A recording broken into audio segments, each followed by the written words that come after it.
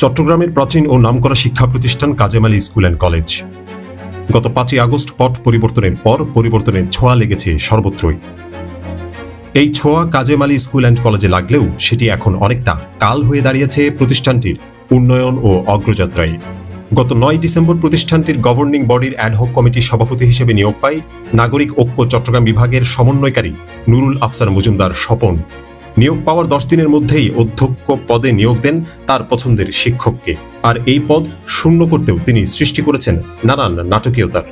অভিযোগ রয়েছে প্রতিষ্ঠানটির সাবেক অধ্যক্ষ ছিলেন সানজিদা মুক্তার তানজিন। সর্বশেষ 19 ডিসেম্বর রাত আনুমানিক 10 ঘটিকায় প্রতিষ্ঠানটির একটি রুমে আবদ্ধ করে রেখে জোরপূর্বক পদত্যাগ করান সানজিদা মুক্তারকে।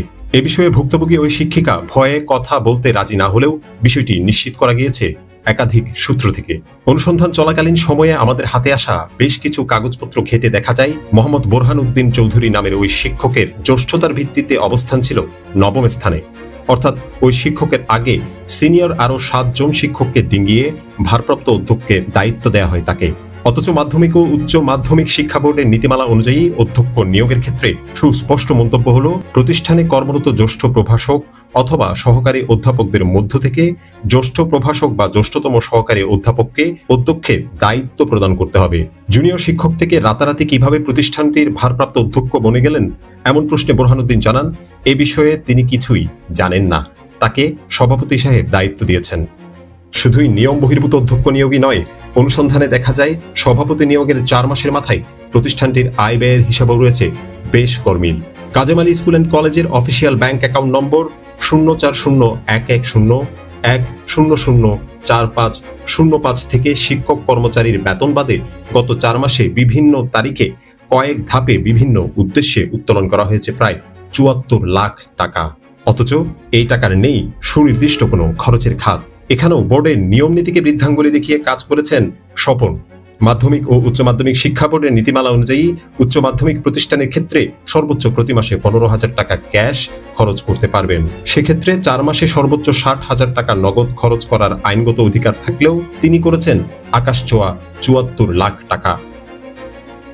প্রতি বছর প্রতিষ্ঠানটিতে বার্ষিক ক্রীড়া প্রতিযোগিতা পালিত হয় ঝাঁকজমকভাবে, অথচ এবারই প্রথম 4 মাসে সর্বোচ্চ খরচ করেও পালন করা হয়নি জানুয়ারির প্রথম সপ্তাহে অনুষ্ঠিত ক্রীড়া প্রতিযোগিতার পুরস্কার বিতরণী অনুষ্ঠান।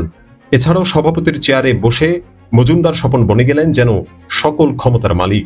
কোন রকম দরপত্র আহ্বান না করেই প্রতিষ্ঠানটির ক্যান্টিন পরিচালনার দায়িত্ব দেন তারই ঘনিষ্ঠজনদের।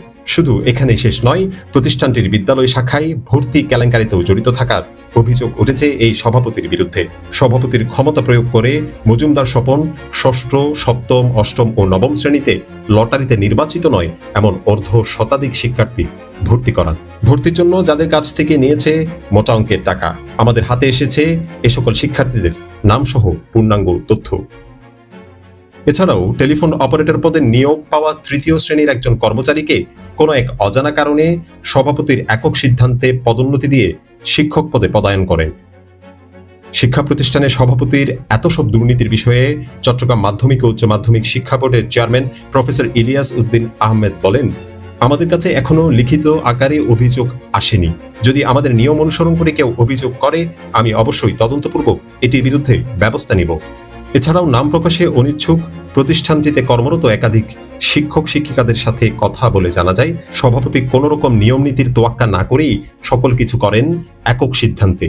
এটির দ্রুত সুষ্ঠু সমাধান পেতে চট্টগ্রাম শিক্ষা বোর্ড ও সংশ্লিষ্টদের নিকট দাবিও জানান তারা। CN24 চট্টগ্রাম।